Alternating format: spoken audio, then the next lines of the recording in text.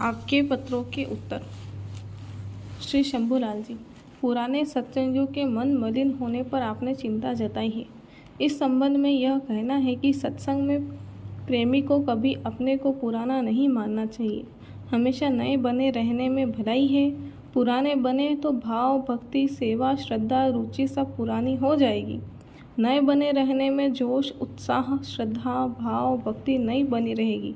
जितनी श्वासें सेवा में लग जाए उतना ही सौभाग्य है। श्री धर्मराज जी, आपने सत्संगी की रहनी गहनी से संबंधित प्रश्न पूछा है। सत्संगी वह है जो सत्संग के कर्म करे, भजन करे, गुरु वचनों का पालन करे। जो अपने मन का करे, भजन में ढीला रहे, वह सत्संगी नहीं बदसंगी है। उसे कभी सत्संगी मत समझो, उस पर कभी विश्वास मत करो। तुम क्यों उसके पीछे पड़ते हो? अपने काम में लगे रहो। वह जो करता है करने दो, वह लादे बोझा लादने दो। वह सत्संगी है ही नहीं। तुम अपना काम करो, अपना नुकसान मत करो। श्री चंदन जी, आपने पूछा है कि मन सांसारिक इच्छाओं की ओर ज़्यादा भागता है, साधक भजन की तरफ नाम मात्र को भी नहीं जाना चाहता। इस संबंध में यह कहना है कि परम पूज्य स्वामी जी महाराज सुनाया करते थे कि मन युगों युगों से काल माया के चक्कर में इंद्रियों और भोगों के दरवाजे पर इन्हीं भोगों विषयों का आदि हो गया है। आदत इतनी जल्दी छूटती नहीं, इसलिए मन की घेराघारी की जाती है कि इधर से हटे, मालिक की ओर लगे। घाट पर नित्य नियम से हाजिरी देते देते घाट की आदत बनती जाती है और मन की भागदौड़ कम होती जाती है। साधन, भजन, सुमिरन क्रिया में कभी नागा नहीं करना चाहिए। दया के घाट पर ही दया मिलेगी। मन पर अंकुश हमें ही लगाना होगा। श्री हंसराज जी, आपने पूछा है कि सूरदास जी की भविष्यवाणी में लिखा है कि स्वर्ण फूल बन पृथ्वी फूले, धर्म की बेल बढ़े के बारे में कुछ बताइए। इस संबंध में महात्मा सूरदास जी की भविष्यवाणी को जय गुरुदेव संगत के प्रेमियों ने बहुत प्रचारित किया है। काशी यज्ञ के एक सत्संग में परम पूज्य बाबा जय गुरुदेव जी महाराज ने सुनाया था कि ये काशी नगरी है। इसका इतना बड़ा प्रमाण है कि हरिश्चंद्र चक्रवर्ती राजा थे।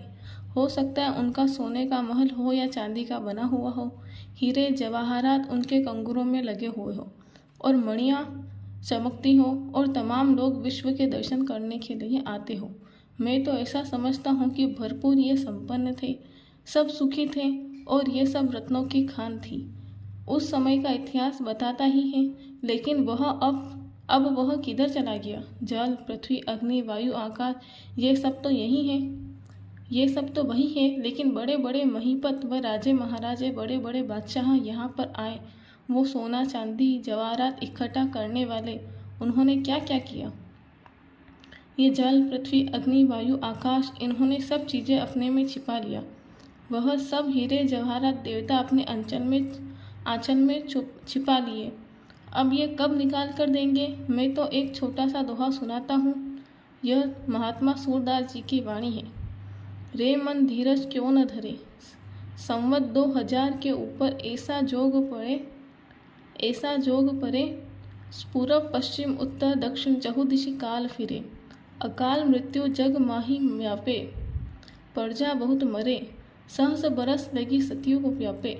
सुख की दिशा फरे, स्वर्ण फूल बन पृथ्वी फूले, धर्म की बेल बढ़े। काल ब्याल से सोई बचे, जो गुरु का ध्यान धरे। सूरदास हरि की यह लीला, टारेऊ नहीं टरे।